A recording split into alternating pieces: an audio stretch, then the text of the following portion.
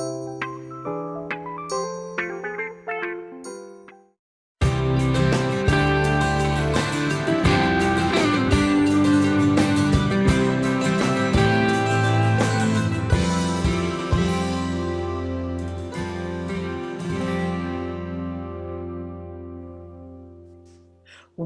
to another enlightening and historic episode of What's It Worth?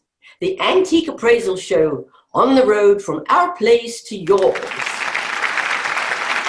I'm your host, Vanessa White from London, representing that renowned antique company, Sotheby's. Today we are on the road at Carolina Arbors, talking with their residents about their awesome Arbor antiques to determine what's it worth. As always, we have our certified antiques appraiser, Colonel Karl, from his Austin Heritage Antiques Auction House. Howdy, partner. It's great to be with such neighborly folks at Carolina Arbors. So let's find out what unique collectibles their residents have brought us, and I'll let you know what's it worth. Our first Carolina Arbors resident is Jane, who brings us a unique old-time E. Burnham sarsaparilla advertising poster. Welcome, Jane. What's your story behind this very old poster? Well, thanks. My sister purchased this paper poster in an antique store in rural North Carolina in the 1990s, and I received it about 4 years ago. I've enjoyed the artistic value of the poster and have it hanging in my family room. I brought it here today to learn more about it and to find out what's it worth.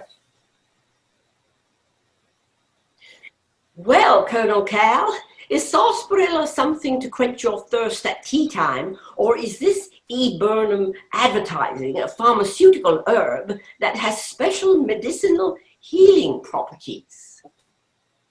Well, this here's a late 1800s poster advertising sarsaparilla, which back then was a patented medicine created by E. Burnham from a U.S. Midwest company. So patented medicines back then were some of the first consumer products to be advertised and often marketed as a treatment for many diseases.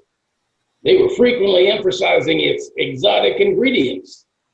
But sarsaparilla is derived from the root of a tropical plant found in South America. As advertised here, it's said to cure skin diseases, arthritis, and kidney problems by purifying the blood. Nowadays, sarsaparilla is made into a flavor for soda. However, back then, other formulas contained as much as 12% alcohol. Why, that's 24 proof.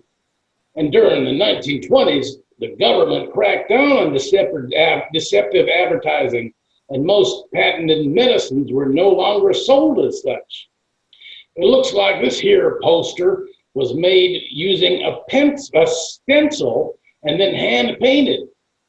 It dates from the 1880s to the 1890s. So I'd say it's worth a C note or $100 to other vintage collectors. Oh my gosh, that is wonderful to hear this background story about my poster. I'll enjoy it even more, and I'll keep it hanging in my family room. Well, bloody good, my dear. Thanks for bringing this antique, unique item to us. It's very nice to know that you're able to cherish this poster hanging in your family room, and we'll ponder it while you enjoy your afternoon tea. Our next Carolina Arbors resident is Karl, who has brought us a pair of pewter Playboy mugs. Good day, Karl. I can't wait to hear your story on these items. Cheers, Vanessa. Back in the 1960s and 70s, Hugh Hefner had created his chain of sophisticated Playboy clubs. One of these was located in Cincinnati, Ohio, and it was a real special go-to place. My story begins in the summer of 1970, where there was this young chemical engineer, fresh from Carnegie Mellon University, who got a job at the giant Cincinnati soap company. With his first real paycheck in hand, He went to Alexander's, a local college campus nightclub, where he met a shy young Kentucky girl out with her girlfriend. To try to impress her, he asked her to go with him to the classy Playboy Club, and she agreed. As a way to remember their first date, he bought each of them a beer stein with the Playboy Club logo. Well, these two pewter steins went their separate ways, only to be reunited in the joint household created by these two young lovers a year later. That was 50 years ago, and the beer steins are still in my wife Bess and my home. We cherish them as a memory of our first real date. They are irreplaceable to us, and I've brought them to see if they are extremely valuable and to find out what's it worth. That's a charming, romantic story, Karl. I'm not sure if I would have gone on a first date with some newly met boy to the Playboy Club. You must have really impressed Beth. Colonel Cal, what could you tell us about these unique memorabilia? Well, cheers for 50 years to you and Beth, Karl. I'd say I couldn't put a price on a relationship of that many years. As for the pair of mugs, back in the day, it was quite popular that establishments had pewter steins as a collectible takeaway. These, however, are quite unique with a clear bottom and the immediately recognizable icon Playboy bunny stamp on the side. Even though there's no specific date on these, the time frame that they were distributed as a collectible was in the late 1960s through the 1970s. Having a pair of them makes them worth about $100 to $150 at my Austin auction house. But I'd say they are priceless to you and Beth. I don't think that they are worthy as a hand-me-down, so display them proudly. Well, thanks for the kudos and information, Colonel Cal. I do have to tell you, though, about Beth and my legacy of our meeting at Alexander's in Cincinnati. Our younger son's name is T. Alexander, and his wife's name is Alexandra. Their daughter's name is V. Alexandra, and their son, our youngest grandson's name is H. Alexander. Also, one of our other grandsons' names is L. Alexander. We think that this is generations of an impact from our initial single visit to the Cincinnati nightclub. Oh, that's more than romantic. That's amazing. Cheers to you all, Karl, and give Beth our best. Our next Carolina Arbors neighbor is Renee, who brings us a North Carolina 50-cent paper money that she says came from Raleigh in 1861. Renee, tell us what you have for us today. My husband received as a birthday gift a paper money bill showing the state of North Carolina and 50 cents, along with the listing Raleigh, October 1st, 1861. It shows the printer as J. Spellman. It says receivable for all public dues and by authority of law. The printing is only on one side. Is this real money, or can you tell me what it's worth? Well, my dear, I can tell you that you shouldn't try to buy groceries with it at Harris Teeter, if I were you. Colonel, can you add your 2 cents worth about this so-called antique money? Well, hey there, little lady. I've always said that money can tell us more about our history than just what is listed. Did you know that North Carolina was the last of the 11 states to join the Confederate States of America back on May 20th, 1861?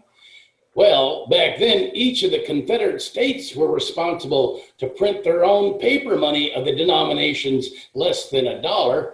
These were known as fractional notes because people were hoarding coins at this time of the start of the Civil War.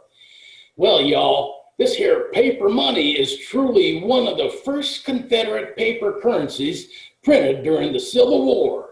These fractional notes were printed by the J. Spellman Printing Company of Raleigh. They also ensured that local North Carolina banks had the dollars on deposit to back the amounts being printed. These fractional dollar denominations printed were 3 cents, 5 cents, 10, 15, 25, and 50 cents. The paper used for printing wasn't a sturdy cotton base, but was actually used paper that each authorized printing company had, which is why it was only printed on one side. So, after the Civil War, the U.S. Congress demonetized this money as legal tender, making it illegal to use to purchase anything. But for us collectors, and with the paper condition being described as extra fine, I'd say it's worth $50 at our Austin Heritage Auction House. I'm sure now that my husband will think better of his birthday present than just a 50-cent gift. Thanks, Colonel Cal, for your amazing history lesson. My goodness, I learned more about US history than I ever wanted to know. And I thought that understanding the British monetary system was a challenge. Thanks a million, Colonel Cal. This next Carolina Arbors antique owner brings us a very old clock from 1825 that has all wooden gears. Thanks for your time, Andy. This item is one to watch. Can you give us a minute to tell us about it? Well, this isn't your modern day Apple Watch, but it does make sounds every hour. My 3-foot-tall clock was made by Silas Hoadley in Plymouth, Connecticut in 1825. I don't know much about the history of this clock except that it was always in the Johnson family. I always knew it to be in my aunt's home until she moved into a much smaller place and she passed it down to my dad, who later passed it down to me. The clock was inoperable for many years until I had the Raleigh Clocksmith Company get it working. I have to pull the 2 lead weights every day to wind it. The clock rings a bell for each number of hours on the hour, which was before when they had chimes. So before I run out of time, I brought it here to find out what's it worth. Well, sir, it's been a long time since I've seen such a special timepiece, and I could talk for more than an hour on this. Did y'all know that an hourologist is somebody that studies clocks, watches, sundials, or the measurement of time?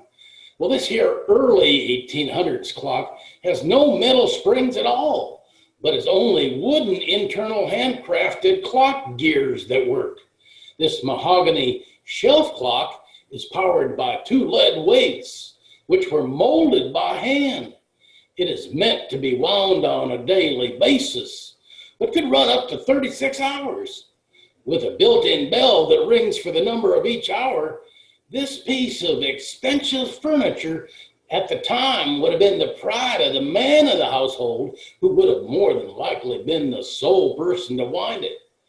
So it's well worth you getting it working again, sir.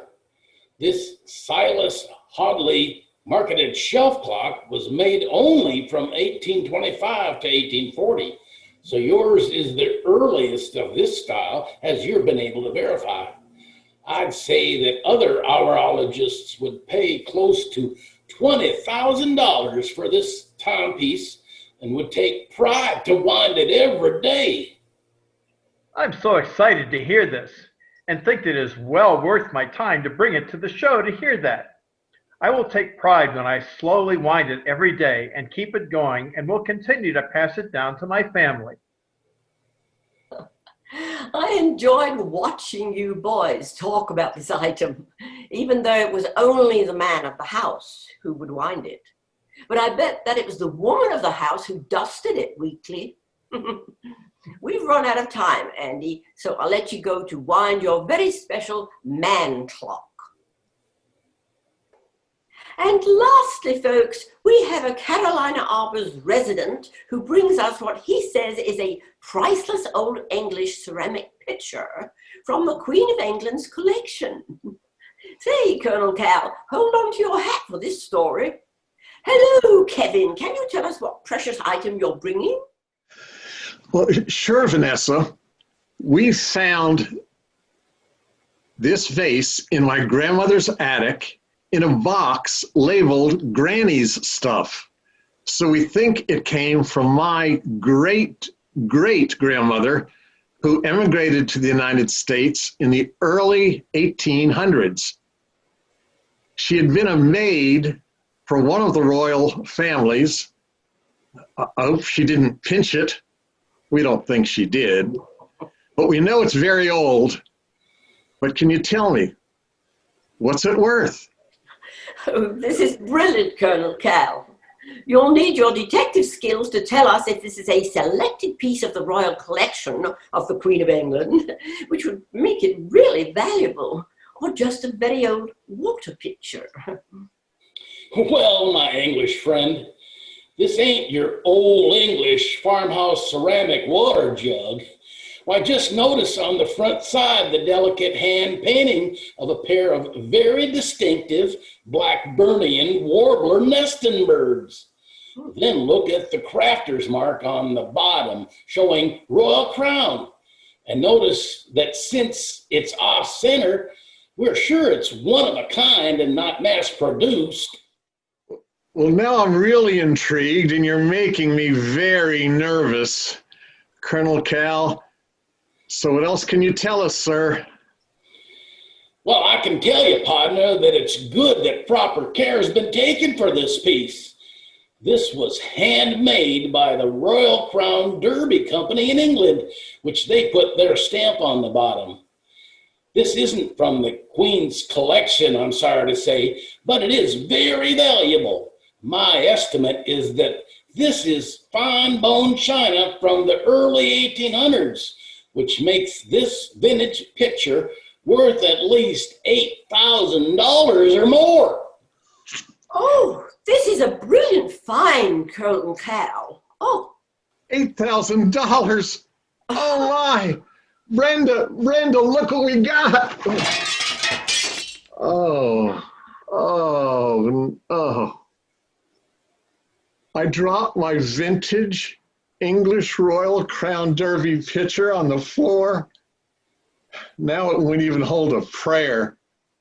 oh, and your great-great-granny can't even help to repair this one. Well, y'all, I guess at least we have the memories. I think that they are priceless.